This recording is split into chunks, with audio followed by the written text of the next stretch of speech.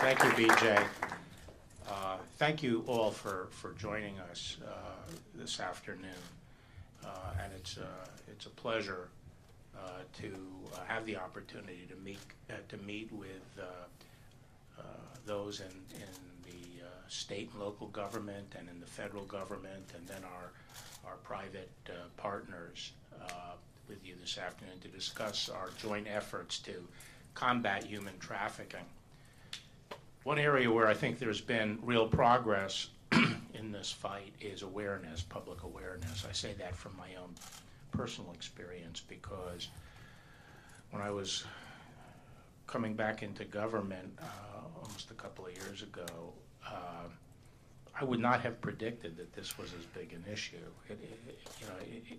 If you had asked me sort of what I thought about this, I would have thought that in the 30 years since I was Attorney General previously, that probably this was on the wane. And in fact, I discovered as soon as I came into the department the magnitude of this problem. It has grown exponentially and is a very grave problem. Difficult to to detect sometimes, difficult to prosecute, and difficult to rescue many of the victims. But I really appreciate the President and the administration, especially Ivanka, who has been personally committed to this issue, and I've had the opportunity to work closely with her on it. We've marshaled all our resources to fight this criminal activity and to do what we can to help the survivors. This is one of the top enforcement priorities of the department, and we're on the forefront, we think, of this fight. We've structured ourselves so that every single office of our 93 U.S. Attorney's Office has a human trafficking coordinator, and then in the Deputy's office there's a senior prosecutor who is the national coordinator for human trafficking, and is constantly pushing and cajoling and encouraging offices to aggressively pursue cases in this arena. And I'm very pleased to be here in Georgia because the governor and the first lady here have been second to none in the nation and taking this fight on and working closely with the federal government, so I really appreciate that.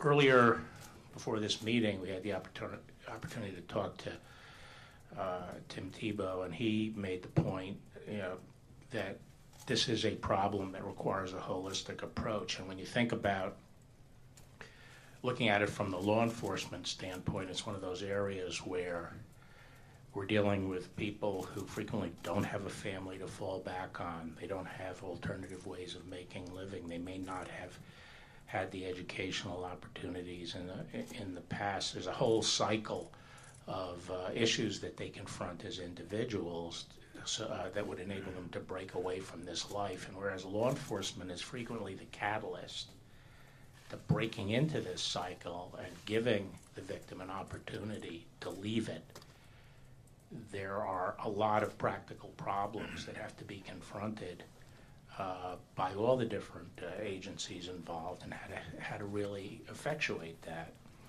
And so this has gotten the department into things we haven't really done that much in the past. But last month, Ivanka and I were at a ceremony at the White House where the department awarded $35 million in grants to support housing for victims of human trafficking, which is the largest ever federal investment of this kind, because housing is of critical importance to saving and helping these survivors, and from our standpoint, frequently critical if we're going to be able to obtain their help, cooperation in criminal prosecutions.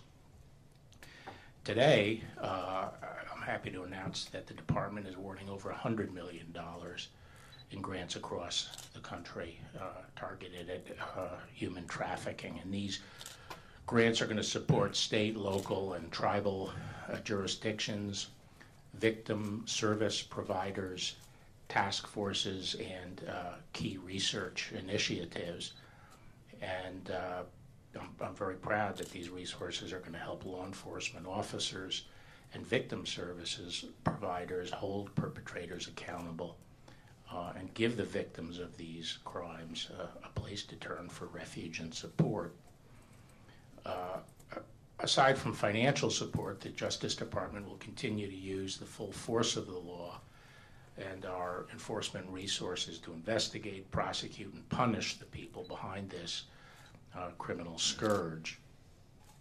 You know, one of the great agencies in the department are the U.S. Marshals, the oldest law enforcement agency. And the U.S. Marshals are a can-do agency, and one of their authorities is to assist states when they request help in finding missing children. And I think you all in Georgia have seen the results of that effort with Operation Not Forgotten, where the Marshals came in and rescued through that operation 26 children from trafficking and helped to safely locate an additional 13 children.